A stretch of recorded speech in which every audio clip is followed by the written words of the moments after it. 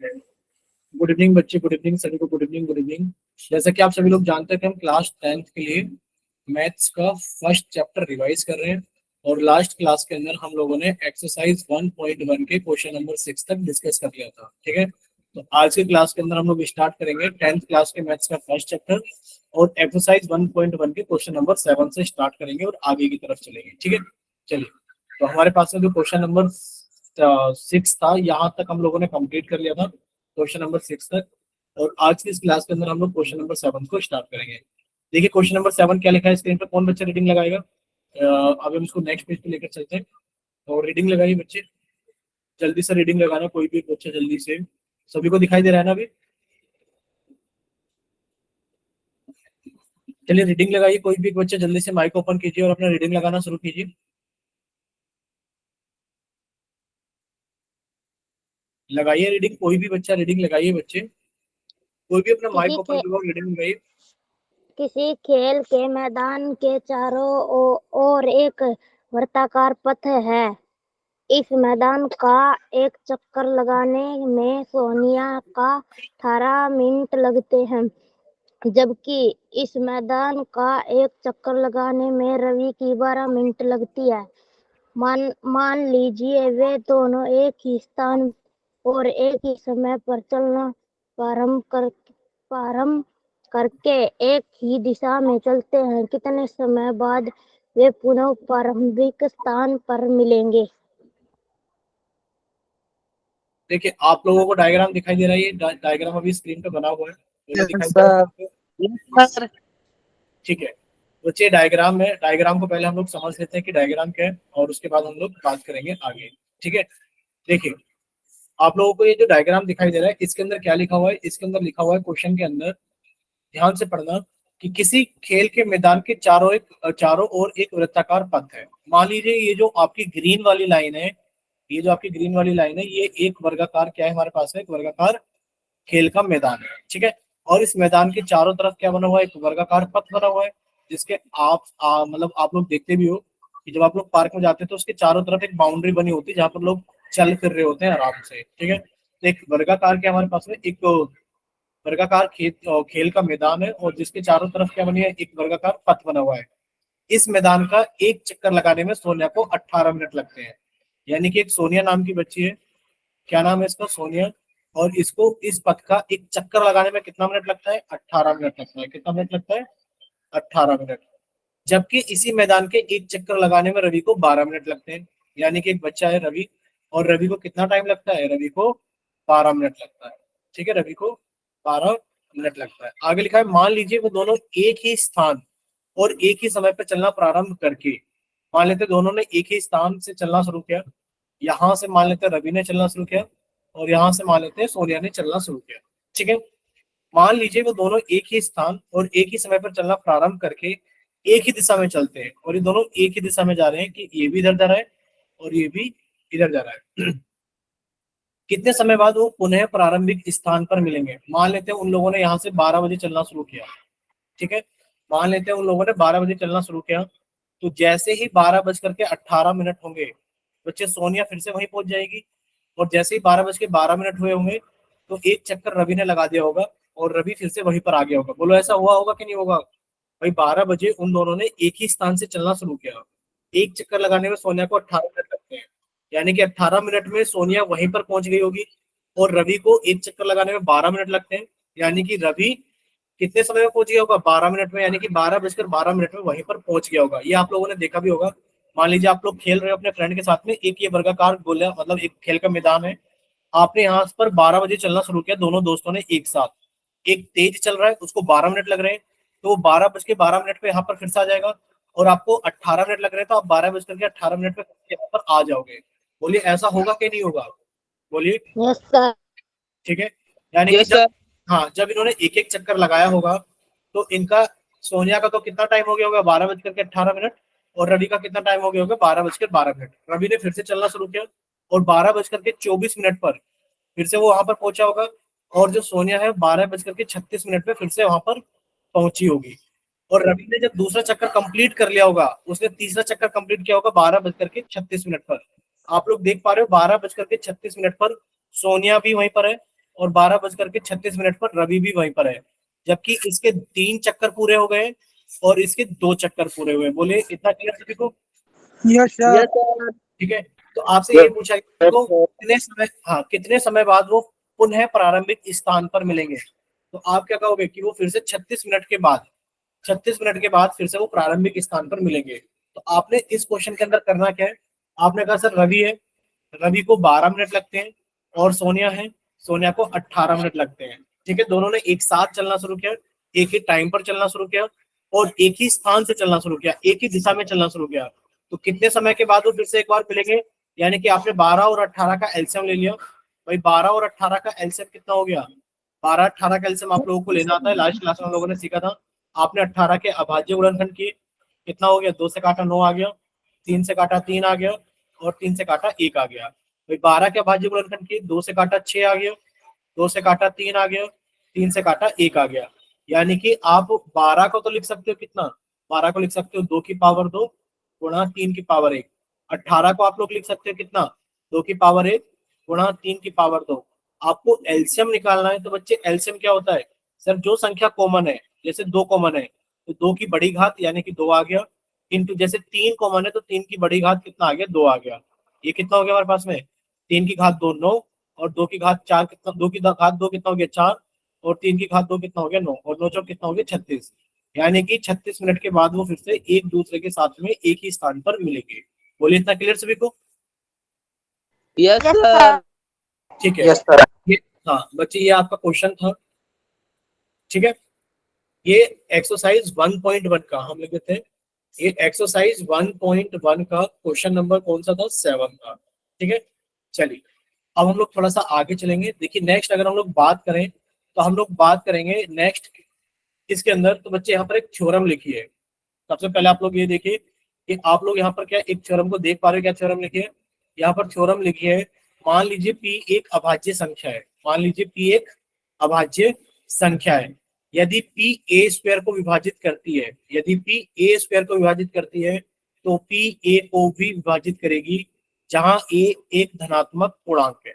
बोले इतना क्लियर सभी को? ये क्लियर है सभी को थ्योरम? ठीक है, एक तो हमें थ्योरम पता होनी चाहिए, और साथ में बच्चे इस वाली एक्सरसाइज के अंदर हमारे पास में जो क्वेश्चंस हैं वो क्वेश्चंस कुछ इस टाइप के हैं कि आपको प्रूफ करना है कि √3 एक अपरिमेय संख्या है। ये आपको उदाहरण के तौर पर प्रूफ करना है कि √3 एक अपरिमेय संख्या है। अब बोलिए बच्चे, कोई कुछ बोल रहा था कि माइक ओपन करके? क्या कोई बच्चा माइक ओपन करके कुछ बोल रहा था क्या?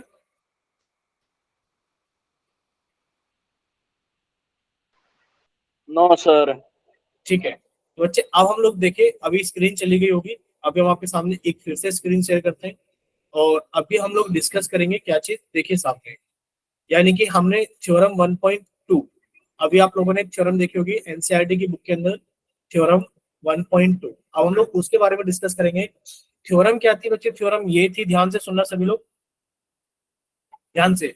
यदि 36 को हम 2 से भाग दें, आपने 36 को 2 से भाग दिया, तो बच्चे 2 एकम 2, घटाया तो कितना बचा? 1, ऊपर से उतारा आपने 16, 2 अठे 16, ये पूरा का पूरा डिवाइड हो गया।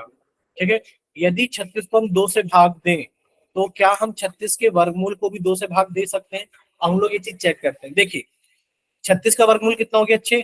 जब आपने 6 को भाग किया 2 से तो 2 तिया 6, यानी कि भी पूरा पूरा भाग हो गया। क्यों हो गया? क्योंकि आपने अभी एक थ्योरम पढ़ी थी कि मान लीजिए P एक अभाज्य संख्या है, कि P कैसी संख्या है? P एक अभाज्य संख्या है, यानी कि एक प्राइम नंबर है। ठीक है, और अगर P किसी संख्या के वर्ग को भाग करता है तो P उस संख्या को भी क्या करेगा? भाग करेगा। बोलिए, ये थ्योरम पढ़ी थी अभी हमने एनसीईआरटी की बुक में। बोलिए बच्चे। ठीक है, तो यहाँ पर वही चीज लिखी है। जैसे कि एग्जाम्पल के तौर पर आप लोग देखेंगे, यहाँ 3 और 81 लिखा है, तो 81 को आप लोग कितना लिख सकते हो? 9 का स्क्वायर है। बच्चे 9 का स्क्वायर है कि नहीं? और देखिए 81 3 से भाग भी हो रहा है, यानी कि आप कह रहे हो कि जो 9 का स्क्वायर है वो 3 से भाग हो रहा है, तो बच्चे 9 भी क्या होगा? 3 से भाग होगा ही होगा। बोले इतना क्लियर सभी को? जैसे कि आप कह रहे हो कि सर 6 का स्क्वायर, यानी कि 6 का स्क्वायर 2 से भाग हो रहा है। आप ये बोल रहे हो कि सर जो 6 का स्क्वायर है वो 2 से भाग हो रहा है। अगर 6 का स्क्वायर 2 से भाग हो रहा है तो बच्चे 6 भी 2 से भाग हो गई होगा, क्योंकि हमारे पास में थ्योरम है। क्यों? क्योंकि अगर आप देखोगे 3 और 2 अभाज्य संख्या है, ये भी एक अभाज्य संख्या है यानी कि प्राइम नंबर है, और ये भी एक अभाज्य संख्या है यानी कि एक प्राइम नंबर है। ठीक है, चलिए अब हम लोग थोड़ा सा आगे चलते हैं। देखिए, इस प्रमेय की सहायता से हम सिद्ध करेंगे कि √2, √3, √5 संख्याएं अप्रिमेय संख्या है। ठीक है, जैसे कि अभी आप लोगों ने क्वेश्चन देखा भी था कि आपको क्या करना था, प्रूफ करना था एनसीईआरटी के रूप में कि प्रूफ कीजिए √3 या फिर √5 एक अप्रिमेय संख्या है। यही क्वेश्चन था ना अभी आप लोगों के सामने। Yes sir. ठीक है, तो अब हम लोग थोड़ा सा आगे चलते हैं। देखिए बच्चे, तो अब हमें ये चीज पता लग गई है कि अब हम लोग इसी प्रमेय को इस्तेमाल करेंगे। कौन सी प्रमेय को इस्तेमाल करेंगे कि सर अगर किसी संख्या, ये रहा कि सर अगर किसी संख्या के स्क्वायर को एक संख्या भाग कर रही है तो उस संख्या को वह संख्या भाग करेगी, बस शर्त ये होनी चाहिए कि पी एक प्राइम नंबर यानी कि एक अभाज्य संख्या होनी चाहिए। ठीक है, अब देखिए सबसे पहले हम लोग ये सीखेंगे, ये रहा कि हमें प्रूफ करना है कि √2 एक अप्रिमेय संख्या है। क्या प्रूफ करना है, हमें प्रूफ करना है कि √2 एक अप्रिमेय संख्या है, ये हमें प्रूफ करना है। तो बच्चे प्रूफ करने के लिए सबसे पहले बताइए क्या आप लोग को पता है कि अप्रिमेय संख्या क्या होती है, जल्दी से बताइए, बोलिए बच्चे, क्या आपको अप्रिमेय संख्याओं के बारे में पता है, जल्दी से बताइए, हाँ या ना, बोलिए, यस सर। बताइए बच्चे माइक ओपन करके विपिन कुमार के नाम से, विपिन कुमार के नाम से बच्चे माइक ओपन करके बताएंगे कि अप्रिमेय संख्याएं कौन सी होती है। जी वे संख्याएं जो एक से और अपने आप से भाज्य अभाज्य हों। बच्चे वो अभाज्य कहलाती हैं, अप्रिमेय कहलाती हैं, परिमेय। कौन सी कहलाती है, अप्रिमेय कहलाती हैं। Yes sir. अच्छा, कोई और बच्चा बताएगा, अमन माथुर के नाम से क्लास जिस बच्चे ने ज्वाइन की वो बताएंगे अपना माइक ओपन करके।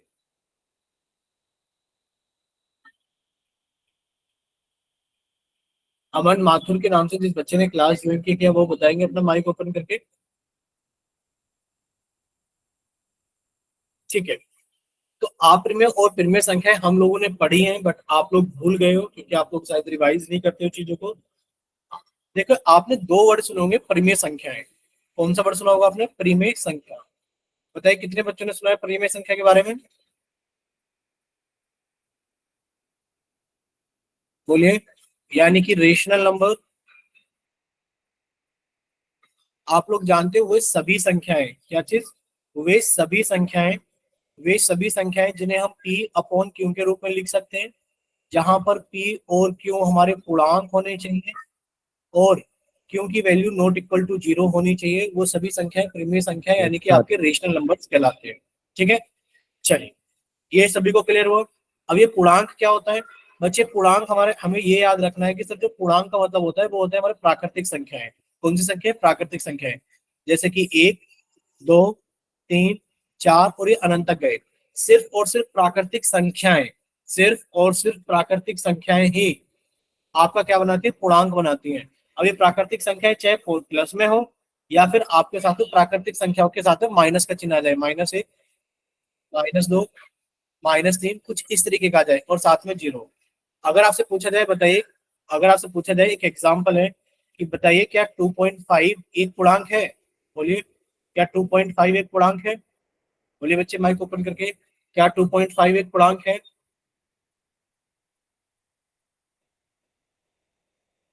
Yes sir. ठीक है, अब ये पूर्णांक कैसे होगा ये बताइए। अभी तो आपको पूर्णांक बताया गया कि पूर्णांक कौन होता है, क्या 2.5 एक प्राकृतिक संख्या है। देखिए क्या 2.5 आपको यहाँ मिल रहा है, 1 के बाद 2 मिल रहा है, 2 के बाद 3 मिल रहा है, क्या आपको 2.5 मिला, नहीं मिला। जब आपको 2.5 मिला ही नहीं तो आप कैसे कह सकते हो कि एक पूर्णांक है, बच्चे एक पूर्णांक नहीं है। पूर्णांक कौन होता है, अभी तो आपको बताया, पूर्णांक होता है जो हमारे प्राकृतिक संख्या 1, 2, 3, 4, 5, 6, 7, 8, 9, 10 जिनको आप गिनती के लिए इस्तेमाल करते हो वही पूर्णांक कहलाते हैं। अब चाहे वो प्लस में आ जाए और चाहे वो माइनस में आ जाए, और 0 भी एक पूर्णांक होता है, बस इतना सा याद रखना है। बोले क्लियर है पूर्णांक के बारे में, नहीं है अभी क्लियर। Yes sir. ठीक है, तो Yes, प्रिमेय sir. संख्याएं कौन सी होती है सर, प्रिमेय संख्या वो सभी संख्याएं जिन्हें हम p अपॉन क्यू के रूप में लिख सकते हैं, जहां पर p और q पूर्णांक होने चाहिए और q की वैल्यू 0 ना हो। जैसे कि एग्जांपल के तौर पे आपसे पूछा जाए कि 3/4 क्या एक प्रिमेय संख्या है, आप कहोगे हाँ सर ये p अपॉन क्यू के रूप में लिखिए, 3 और 4 दोनों ही हमारे पूर्णांक है और q is not equal to 0 है क्योंकि q की वैल्यू 4 है। तो आप कह दोगे हाँ सर ये एक प्रीमियर संख्या है। दूसरा, अगर आपसे पूछा जाए √4 बताइए, बेटे √4 का मान कितना होता है? 2 होता है। जिसके नीचे कुछ नहीं होता उसके नीचे 1 होता है।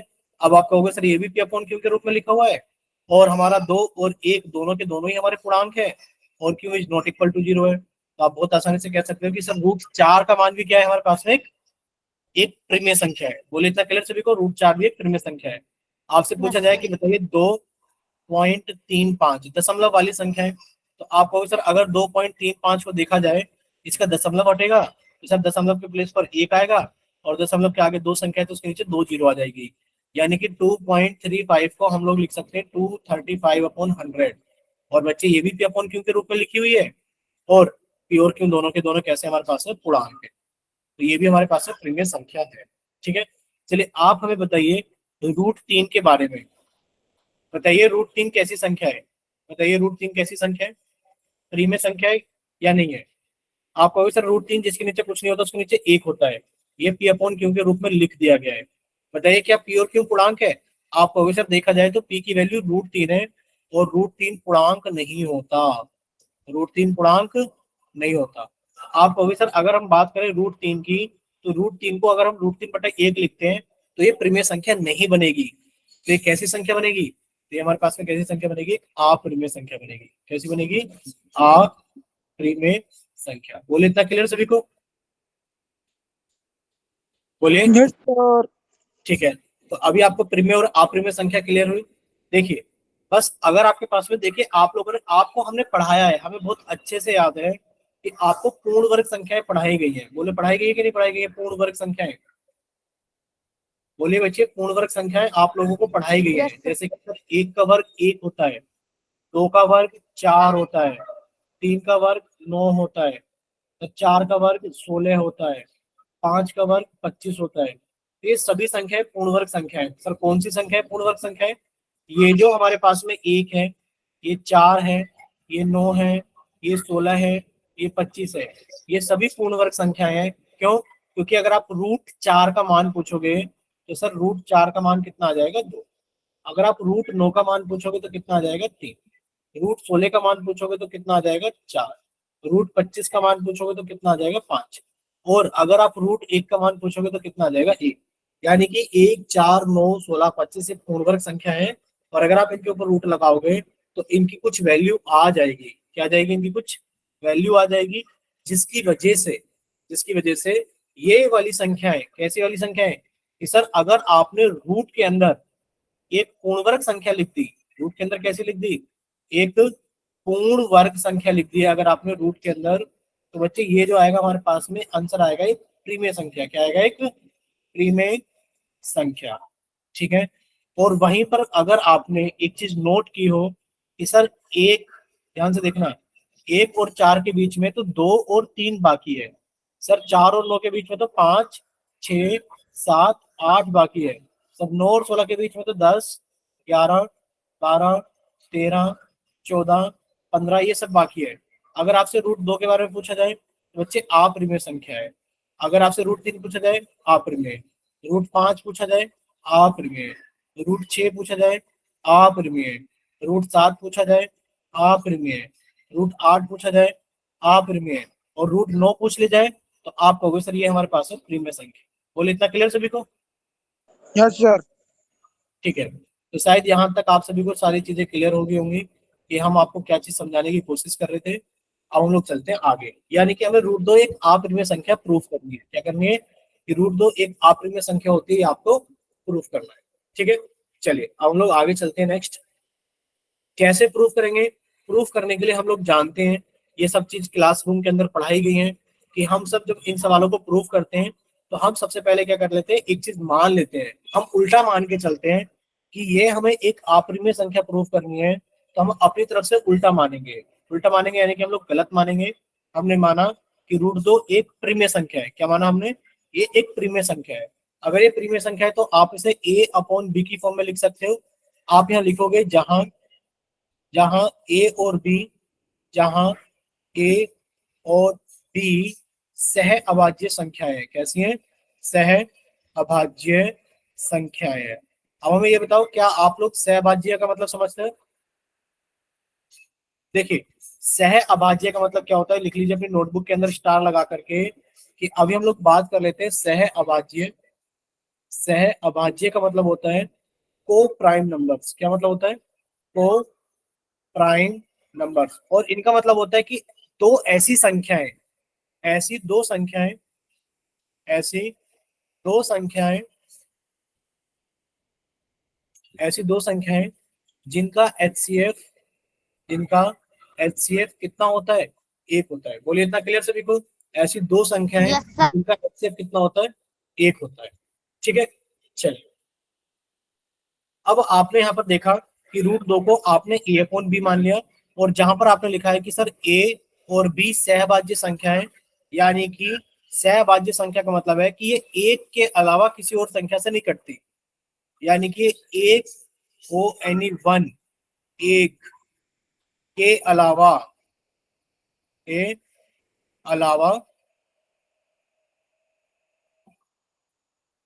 किसी और से नहीं कटती। ठीक है, किसी और से नहीं कटेगी। ठीक है, यानी कि ये सहभाज्य संख्या ये एक से कटेगी, उसके अलावा किसी और संख्या से नहीं कटेगी।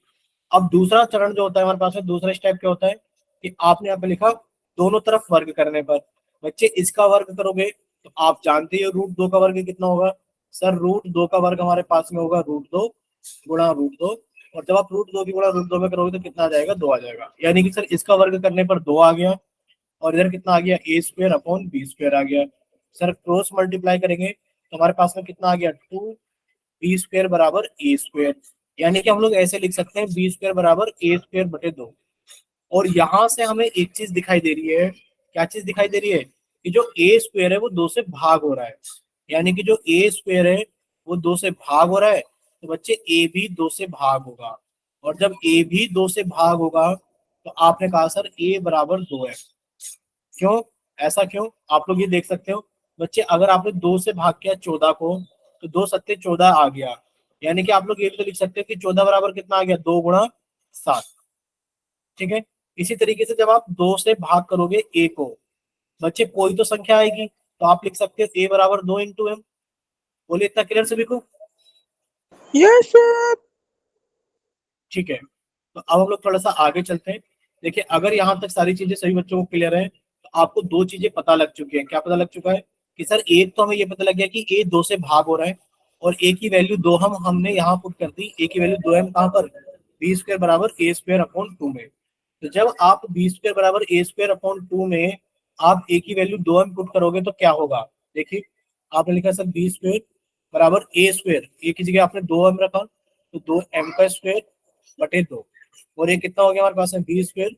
बच्चे 2m का स्क्वायर का मतलब क्या है? 2m गुणा 2m, और ये कितना हो गया? 2 इंटू 4m स्क्वायर। और जब 4m स्क्वायर बटे 2 आएगा तो बच्चे 4 कट के 2 से 2 बार में, यानी कि बी स्क्वायर बराबर 2m स्क्वायर। यहाँ से आप लोग एक चीज लिख सकते हो कि सर जो m स्क्वायर होगा, क्योंकि 2 गुणा में तो जरा के भाग कर देगा, वो बी स्क्वायर बटे 2 होगा। यानी कि हमें यहाँ से साफ साफ दिखाई दे रहा है बच्चे, क्या दिखाई दे रहा है? कि जो बी स्क्वायर है वो 2 से भाग हो रहा है, तो बच्चे बी भी 2 से भाग होगा। बोले इतना क्लियर सभी को? आपको एक चीज साफ साफ दिखाई दे रही है कि सर बी स्क्वायर, ये रहा ना B square, sir B square 2 से भाग हो रहा है तो बी भी 2 से भाग होगा। पीछे वाले पेज पर आपने कहा ए 2 से भाग हो रहा है, आपने इस वाले पेज पर कहा बी 2 से भाग हो रहा है, और आपने ये भी कहा था कि ए और बी एक के अलावा किसी और से नहीं कटेंगे, यानी कि भाग नहीं होंगे। ये तो बात गलत हो गई, यानी कि ए और बी दोनों 2 से विभाजित हैं। हो रहे कि नहीं हो रहे? आपने कहा सर ए भी 2 से भाग हो रहा है, बी भी 2 से भाग हो रहा है, तो इन दोनों का सार गुणनखंड कितना हो गया? 2 हो गया। अब ये दोनों 2 से भाग हो रहे हैं, तो आप कह दोगे सर ए और बी सहभाज्य संख्या नहीं है। क्यों? क्योंकि आपने तो कहा था ये सहभाज्य संख्या है, दोनों एक से ही कटेंगे, बट ये तो किससे कट रहे हैं? ये तो 2 से भी कट रहे हैं, ये सहभाज्य संख्या नहीं रही।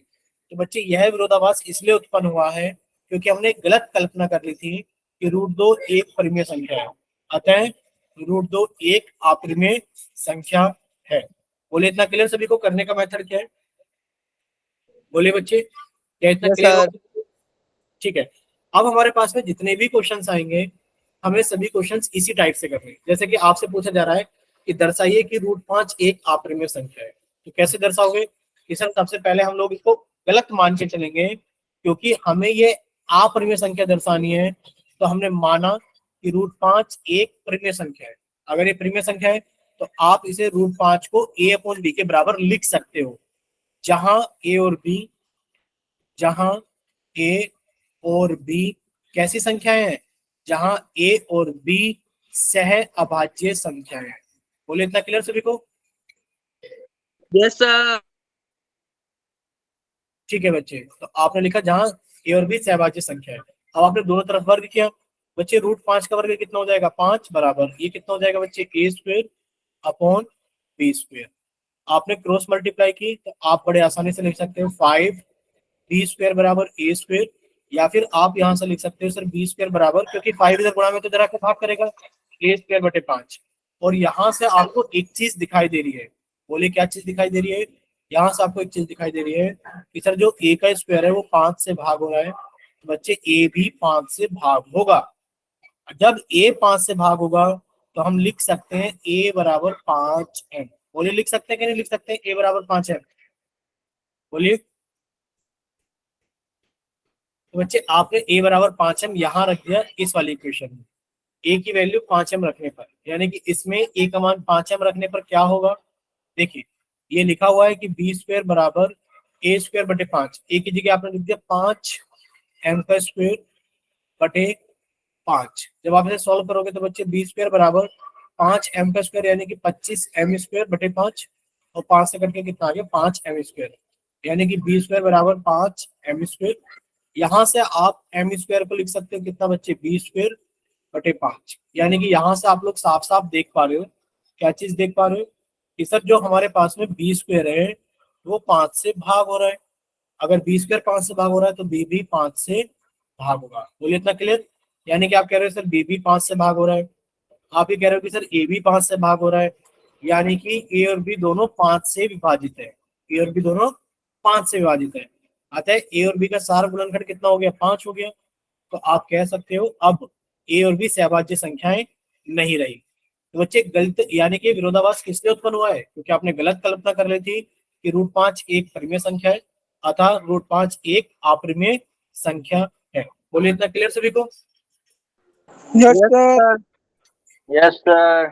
ठीक है, तो अब आपके पास में टाइप 1 के क्वेश्चंस खत्म हो गए। आप एनसीईआरटी की बुक में, अभी हम आपको दिखाएंगे भी कि एनसीईआरटी की बुक में कुछ क्वेश्चंस ऐसे हैं जिसमें आपसे पूछा जा रहा है कि प्रूफ कीजिए √2 एक अपरिमेय संख्या है, √3 एक अपरिमेय संख्या है, √5 एक अपरिमेय संख्या है, √7 एक अपरिमेय संख्या है। ये टाइप 1 के क्वेश्चंस खत्म हो गए, क्योंकि आपको ऐसे ही करने जैसे आपको समझाए गए। ठीक है, अब देखिए टाइप 2 के क्वेश्चंस कैसे होंगे। जैसे कि आपको ये दिख रहा है 3 गुणा √2, क्या लिख रहा है हमें? 3 गुणा √2 एक अपरिमेय संख्या है। कैसी संख्या है? अपरिमेय संख्या है। ये आपको प्रूफ करना है बच्चे। स्टेप्स भी इसके अंदर वही है। क्या स्टेप्स है कि सबसे पहले आप इसे एक परिमेय संख्या मानोगे। क्या मानोगे कि सर 3√2 एक परिमेय संख्या है। अगर परिमेय संख्या है तो आप इसे a/b के रूप में लिख सकते हो, साथ में लिख भी दोगे जहां a और b सहभाज्य संख्या है, जहां a और b सह अभाज्य संख्या है। बोले इतना क्लियर सभी को? Yes sir. ठीक है, सहभाज्य संख्याएं है। ठीक है, तो आपने क्या करना है, 3√2 बराबर a/b। अब आपने √2 को अलग निकाला, जब √2 को आपने अलग निकाला तो कितना आ गया a/3b। अब आप लोग एक चीज यहां से नोट करोगे, क्या चीज नोट करोगे कि सर a/3b एक परिमेय संख्या है। कैसी संख्या है? एक परिमेय संख्या है। ठीक है, और एक परिमेय संख्या की तुलना आप एक परिमेय संख्या से कर सकते हो। तो आप यहाँ पर 2 लाइनें लिखोगे कि सर a/3b एक परिमेय संख्या है, और एक परिमेय संख्या की तुलना एक √2 से हो रही है। तो देयरफॉर आप लिखोगे √2 भी एक परिमेय संख्या है। किंतु ये आप लोग जानते हो, किंतु आप लोग क्या जानते हो कि √2 एक कैसी संख्या है? अपरिमेय संख्या है। अब बच्चे विरोधाभास उत्पन्न हो रहा है कि सवाल के अकॉर्डिंग तो रूट 2 एक परिमेय संख्या आ रही है, और आप लोग जानते हो, क्या जानते हो कि सर रूट 2 एक अपरिमेय संख्या होती है। ये जो विरोधाभास उत्पन्न हो रहा है, तो आप लिखोगे यह विरोधाभास इसलिए उत्पन्न हो रहा है क्योंकि आपने गलत कल्पना कर ली थी कि 3√2 एक परिमेय संख्या है, अतः 3√2 एक अपरिमेय संख्या है। बोले इतना क्लियर सभी को? जैसे यहाँ लिखा हुआ है बच्चे, आपने क्या करा, सबसे पहले माना 3√2 एक परिमेय संख्या है, तो आप लिख सकते हो 3√2 बराबर a/b। आपने रूट 2 को हटाया और लिखा रूट 2 बराबर a/3b। ठीक है, अब आप ये कह सकते हो कि सर a/3b तो एक कैसी संख्या है, एक परिमेय संख्या है। अगर परिमेय संख्या को देखा जाए तो बच्चे इसकी तुलना भी आप लोग किससे करोगे, परिमेय संख्या की तुलना भी परिमेय संख्या से होती है, तो आप कह दोगे सर रूट 2 भी एक परिमेय संख्या है। परंतु रूट 2 एक अपरिमेय संख्या है, ये हम लोग जानते हैं। तो यह विरोधाभास कि रूट 2 एक परिमेय संख्या है, रूट 2 एक अपरिमेय संख्या है, बच्चे यह विरोधाभास इसलिए प्राप्त हुआ है क्योंकि हमने एक गलत कल्पना कर ली थी कि 3√2 एक परिमेय संख्या है, अतः 3√2 एक अपरिमेय संख्या है। बोले इतना क्लियर सभी को? Yes sir. ठीक है यस सर। बच्चे, टाइप 2 के क्वेश्चन है जिनके अंदर आप लोगों को कुछ रूट वाली संख्याएं मिलेंगी और उनके साथ कुछ मल्टीप्लाई में मिलेगा। ठीक है, नेक्स्ट देखिए, अब आपसे पूछा जा रहा है टाइप 3 का क्वेश्चन। क्या ये हमारे पास है, ये टाइप 3 है, सॉरी आपसे पूछा जा रहा है टाइप 3 है कि बच्चे 5 माइनस रूट 3, यानी कि आपको ये क्वेश्चन भी वैसे ही सॉल्व करना है कि सबसे पहले आपने मान लिया कि 5 माइनस रूट 3 एक परिमेय संख्या है। अगर परिमेय संख्या है तो 5 माइनस रूट 3 बराबर a/b, ए और बी जहाँ सहभाज्य संख्या है। ठीक है, फिर आपने कहा सर मैं रूट 3 का हिस्सा अलग कर लेता हूँ, तो हम लोग क्या लिख सकते हैं, हम लोग लिख सकते हैं a/b माइनस 5। फिर आपने इस माइनस को हटाने के लिए दोनों तरफ माइनस से गुणा की, बच्चे माइनस वाली चीज तो प्लस हो गई और प्लस वाली चीज क्या हो गई, माइनस हो गई। ठीक है, और फिर आप ये लोग जानते हो कि सर 5 माइनस a/b हमारे पास में कैसी संख्या है, सर एक परिमेय संख्या है, जिसकी वजह से रूट 3 भी एक परिमेय संख्या होगी। परंतु रूट 3 एक अपरिमेय संख्या होती है, तो बच्चे यह विरोधाभास इसलिए प्राप्त हुआ है क्योंकि हमने गलत कल्पना कर ली थी कि 5 माइनस रूट 3 एक परिमेय संख्या है, अतः 5 माइनस रूट 3 एक अपरिमेय संख्या है। बोले इतना क्लियर सभी को? Yes sir. ठीक है, अगर इतना क्लियर है तो बच्चे यहाँ तक, अगर यहाँ तक आप लोगों को सारी चीजें क्लियर है, ठीक है, तो अब आप लोग सामने देखना है स्क्रीन पर। स्क्रीन शेयर नहीं है ना, हट गई है ना screen? Yes yes sir. Sir. ठीक है, तो आप लोगों के सामने फिर से एक स्क्रीन शेयर कर देते हैं हम एनसीईआरटी की बुक की। तो बच्चे अब आप लोग ये देखना कि आप लोगों से पूछा जा रहा है कि रूट 3 एक अपरिमेय संख्या है। बोले कर लेंगे रूट 3 एक अपरिमेय संख्या है?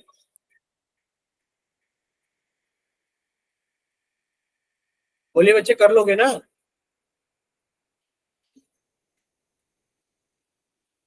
अरे बोलिए, कर लोगे ना आप लोग? Yes sir. Yes sir. ठीक है, अगर आप लोग कर लोगे तो अब ध्यान से देखना, अब आप क्वेश्चंस देखना कि आप लोग कौन कौन से क्वेश्चन अपने आप कर सकते हो।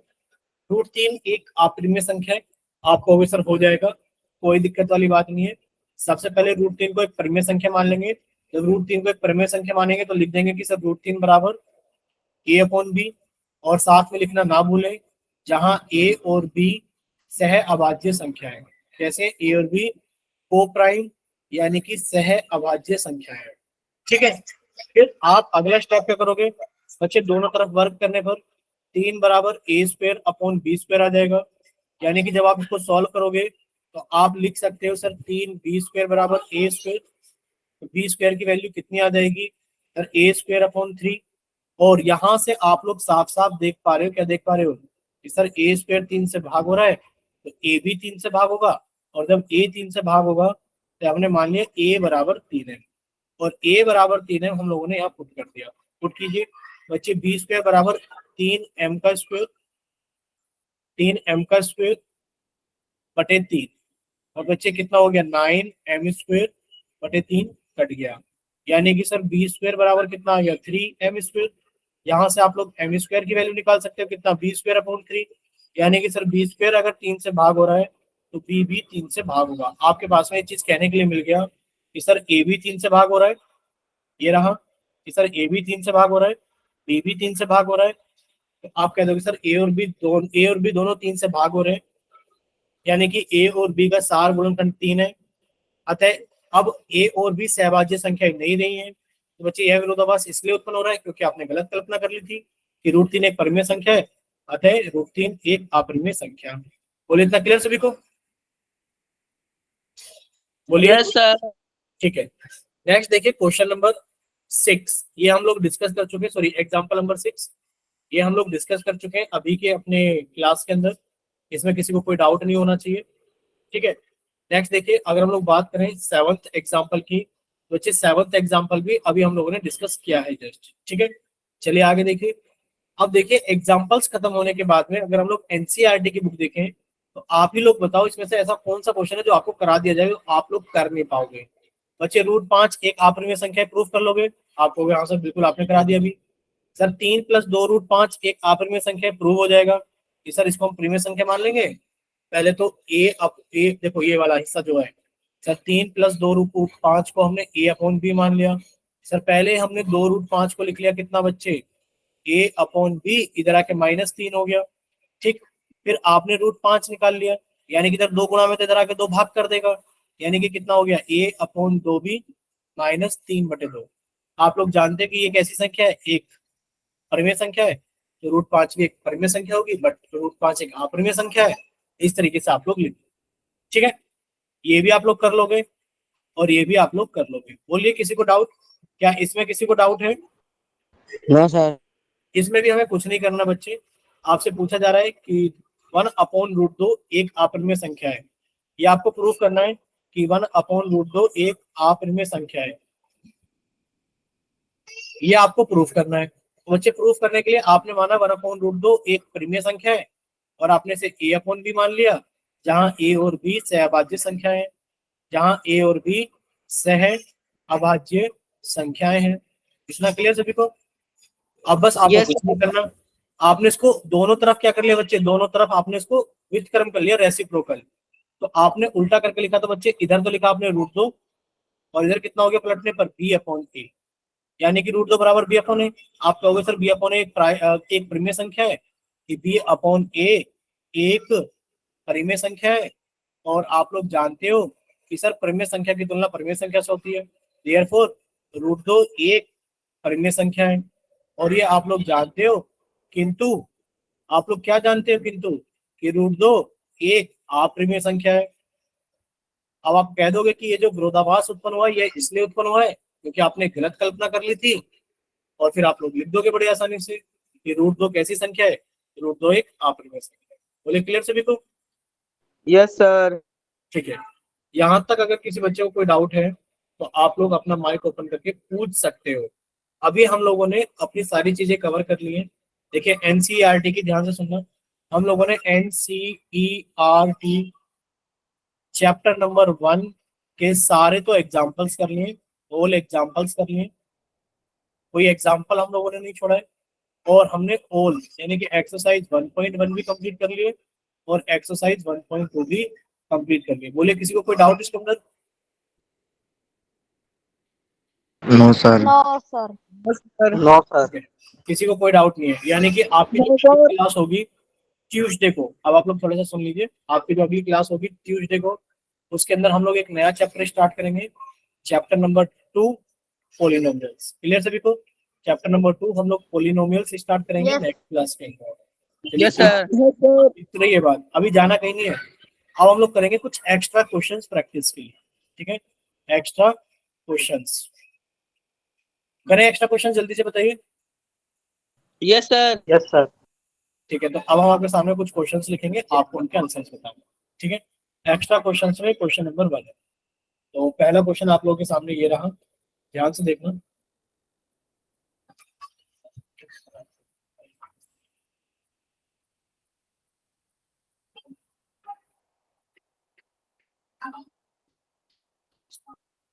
एक सेकंड अपना से,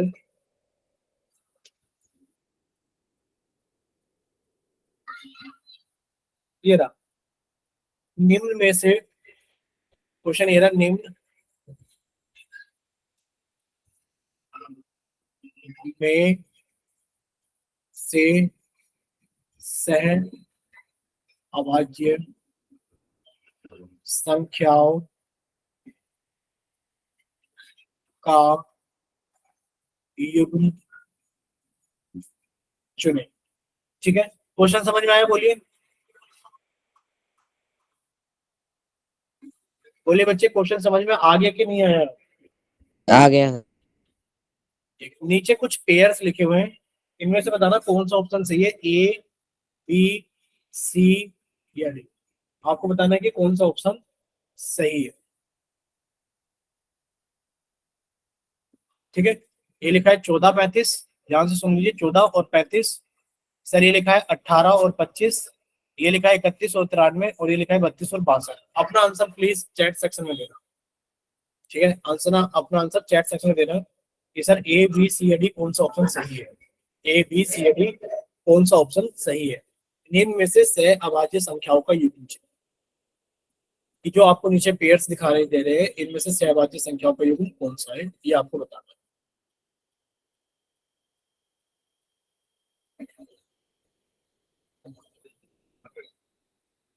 निम्न में से सहभाज्य संख्याओं का युग्म चुने। अभी 3 बच्चों का आंसर आ गया, विपिन का सी आ गया है, रांशु का बी आ गया है, राजा का सी आ गया है, अमन माथुर का बी आ गया है। 4 बच्चों के आंसर आए अभी तक, जिनमें 2 बच्चों का सी है, 2 बच्चों का बी है।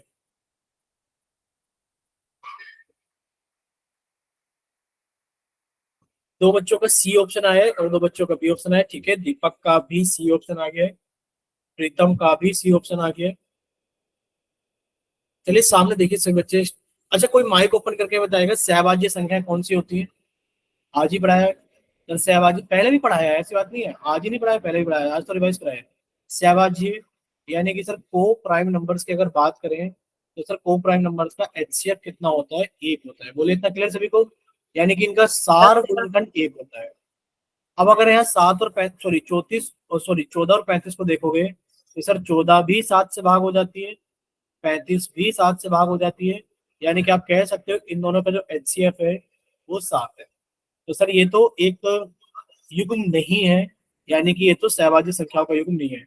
अब देखो 31 को देखो बच्चे, ये 31 से भाग हो जाती है, और 93 को देखो तो बच्चे ये भी 31 से भाग हो जाती है, यानी कि इन दोनों का एचसीएफ तो कौन आ गया है? 31 आ गया है, क्योंकि दोनों संख्याएं 31 से भाग हो जा रही है। 32 और 62 को देखोगे तो बच्चे 32 भी 2 से भाग हो जाती है, 62 भी 2 से भाग हो जाती है, इन दोनों का एचसीएफ भी कितना आ गया? 2 आ गया। अब ऐसी कोई संख्या नहीं है जो 18 को और 25 को भाग कर दे, क्योंकि जो 25 है वो सिर्फ 5 से भाग होता है। ठीक है, और 18 5 से भाग नहीं होता, तो इनका एचसीएफ नहीं है। इनका एचसीएफ कितना है बच्चे? 1 है। और जिन संख्याओं का एचसीएफ 1 होता है वो संख्याएं सहभाज्य संख्याएं कहलाती हैं, यानी कि 18 और 25 का जो युग्म है यह सहभाज्य संख्याओं का युग्म है। बोले इतना क्लियर?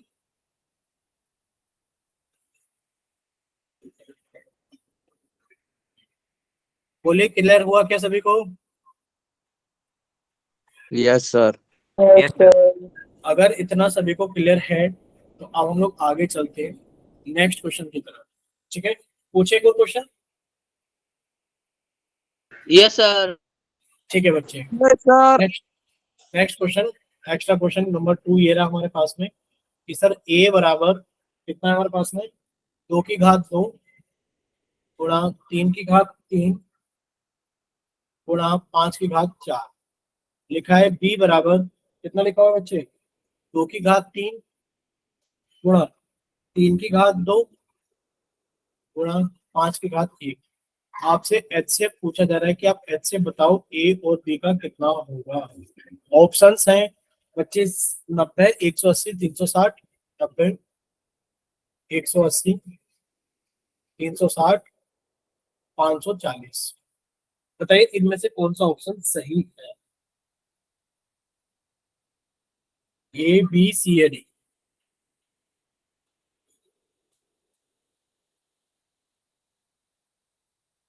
ए बी सी या डी? सर क्या बताना है इसमें? देखो सब कुछ स्क्रीन पे लिखा हुआ है। ए बराबर 2 की घात 2 गुणा 3 की घात 3 गुणा 5 की घात 4 है। b बराबर 2 की घात 3 गुणा 3 की घात 2 गुणा 5 की घात 1 है। लिखा है HCF। HCF बताओ a और b का कितना होगा, क्वेश्चन मार्क उसके आगे है।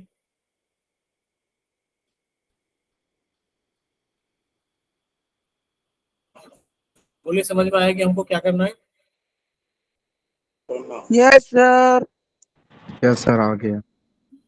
ठीक है, जल्दी से बताइए इसका आंसर क्या होगा। अभी 2 3 4 बच्चों के आंसर आ गए हैं, बाकी बच्चे भी सॉल्व कीजिए और अपना आंसर जल्दी से पोल सेक्शन के अंदर वोट कीजिए।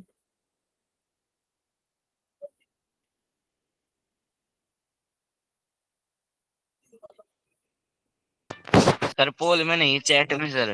हाँ sorry sorry sorry, chat section के अंदर। एक्चुअली में हमेशा क्वेश्चंस पोल में पूछे जाते हैं ना, तो आदत बन गई है। बट अभी पोल क्वेश्चंस है नहीं, तो आपको एक्स्ट्रा क्वेश्चंस चैट में करा देते हैं। चलिए, इतना क्लियर है सभी को। अब देखिए, यस आप सर। बहुत आसानी से लिख सकते हो कि सर जो सर। एच होगा, हम लोग HCF जानते हैं सर, जो संख्या कॉमन है। जी कर दिया। हाँ बच्चे, 2 कॉमन है, देख लिया हमने सभी का आंसर ठीक है लगभग। 2 कॉमन है बच्चे, 2 की छोटी घात 2 है, गुणा बच्चे 3 कॉमन है तो 3 की छोटी घात 2 है, गुणा 5 कॉमन है बच्चे, 5 की छोटी घात 1 है। यानी कि 2 की घात 2 4 हो गया, 3 की घात 2 9 हो गया, इंटू 5। आप लोग जानते हो 4 पंजे 20, और बच्चे 20 की गुणा 9 में करोगे तो कितना आ गया, 180। ठीक है, चलिए नेक्स्ट क्वेश्चन नंबर 3 देखिए आप लोग। क्वेश्चन नंबर 3 आपसे पूछा जा रहा है कि a बराबर है 2 की, a बराबर है 2 की घात 3 गुणा 3 की घात 2 गुणा 5 की घात 1। b बराबर है हमारे पास में 2 की घात 2 गुणा 3 की घात 3 गुणा 5 की घात 2। और c बराबर है हमारे पास में 2 की घात 4 गुणा 3 गुणा 5 की घात 3 गुणा 7। और आपसे इस बार HCF पूछा गया है। ए, बी और सी का HCF बताइए कितना होगा। ऑप्शन है 30 60 105 48। 30 60 105 48। कीजिए सॉल्व और बताइए आंसर।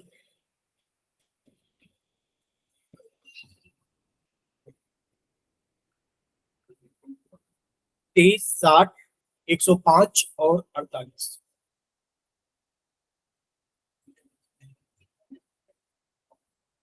ठीक है, काफी सारे बच्चों का आंसर आ गया है, क्योंकि आप लोग अच्छे से जान चुके हो कि सर जो HCF होता है, HCF क्या हो गया हमारे पास में। सर जो HCF होगा, जो संख्या कॉमन है, सर 2 कॉमन है तो बच्चे 2 की छोटी घात 2 हो गई, गुणा 3 कॉमन है तो बच्चे 3 की छोटी घात 1 हो गई,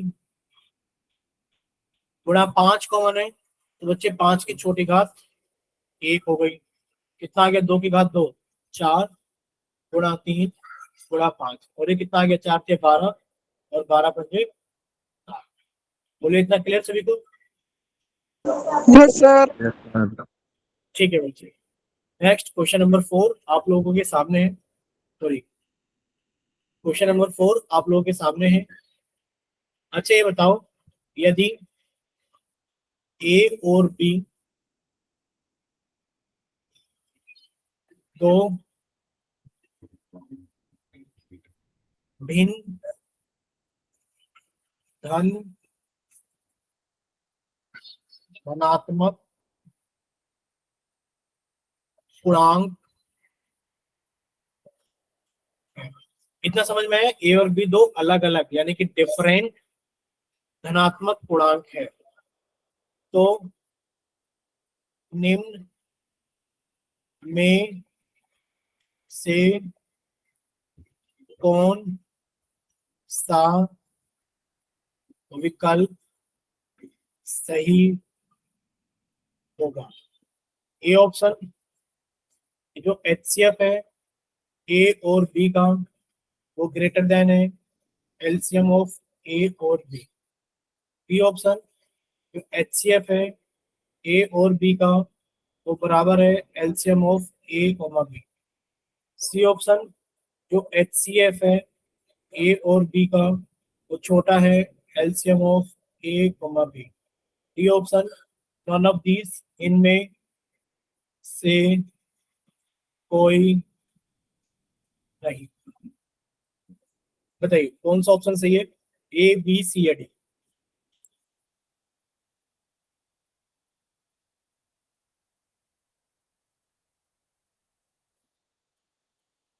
ठीक है, दो बच्चों का आंसर है। अमरेश कुमार से बच्चे बोल रहे सी, विपिन कुमार से आंसर बोल रहे ए। चलिए बाकी बच्चे भी अपना आंसर बता दीजिए कि आपकी तरफ से कौन सा ऑप्शन सही है। अभी दो ही बच्चों ने आंसर दिया है इसे।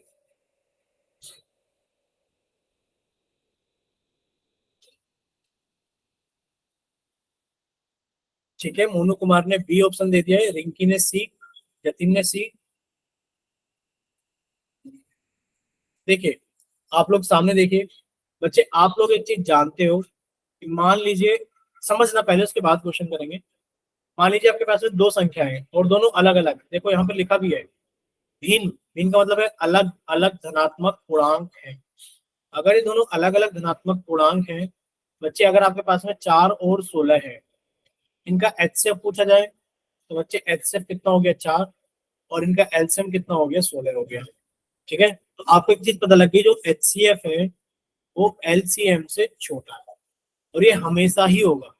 ठीक है, तो बच्चे अब आप कह सकते हो कि जो HCF है वो हमेशा ही LCM से छोटा होगा। बोले इतना क्लियर सभी को?